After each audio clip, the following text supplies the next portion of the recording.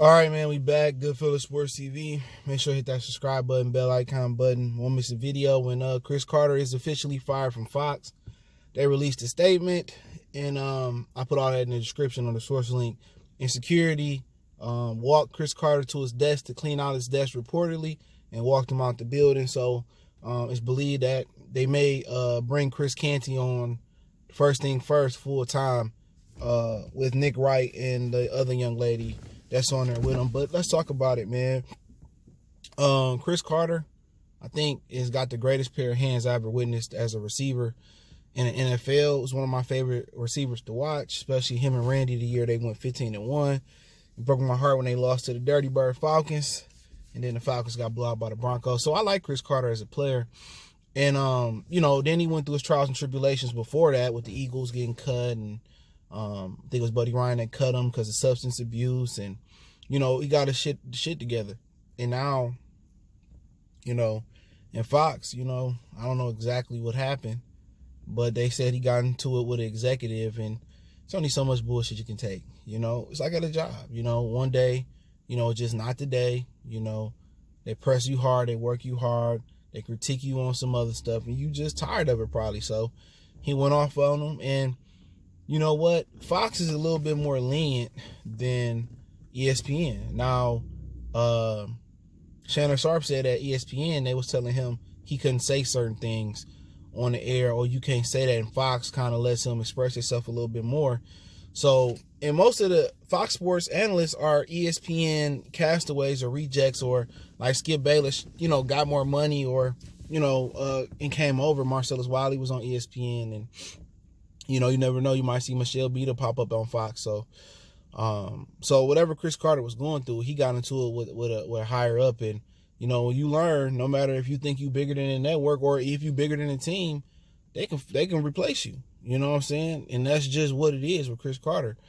Chris Canty, a guy that stepped in when he couldn't be there, they have no problem paying him a lesser salary, probably, to do probably a better job. A lot of people in the comment section, we talked about that Cris Carter could be fired before, said that they enjoyed Chris Canty better. So whatever it was, Cris Carter stepped his boundaries, and you know how it go when you get fired from ESPN, or you get fired from Fox, or you can't go to Fox, you can't go to ESPN, you get fired, you start a podcast. You know what I'm saying? So Cris Carter may very well start his own podcast and platform.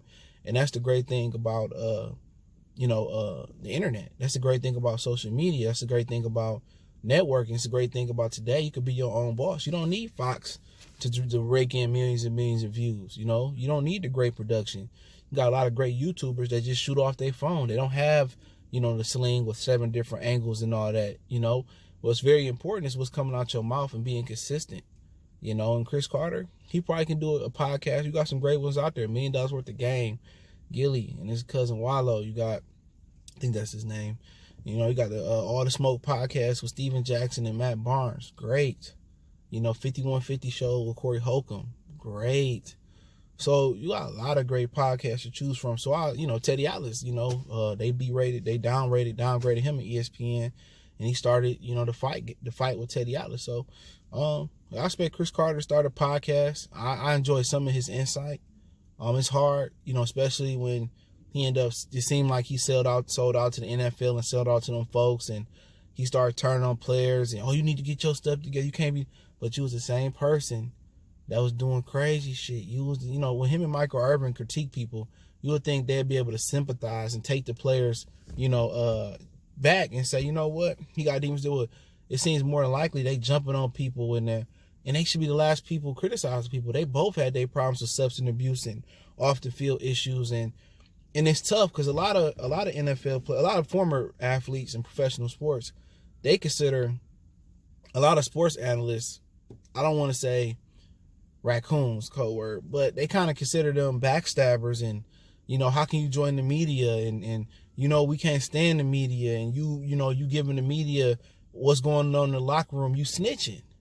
Not only are you snitching, you broke the code crossing over to the media.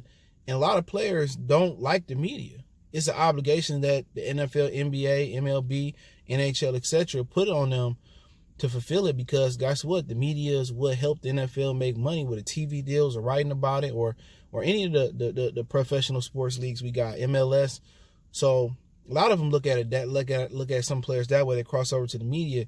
But Cris Carter and Michael Irvin and guys that went through their trials and tribulations, when they try to critique people and they try to go hard on some players that had their ups and downs, like Josh Gordon or whatever, it's hard to really take their criticism. You only should be telling them like what they need to do, or I support you, because when you was their age, you did the exact same thing.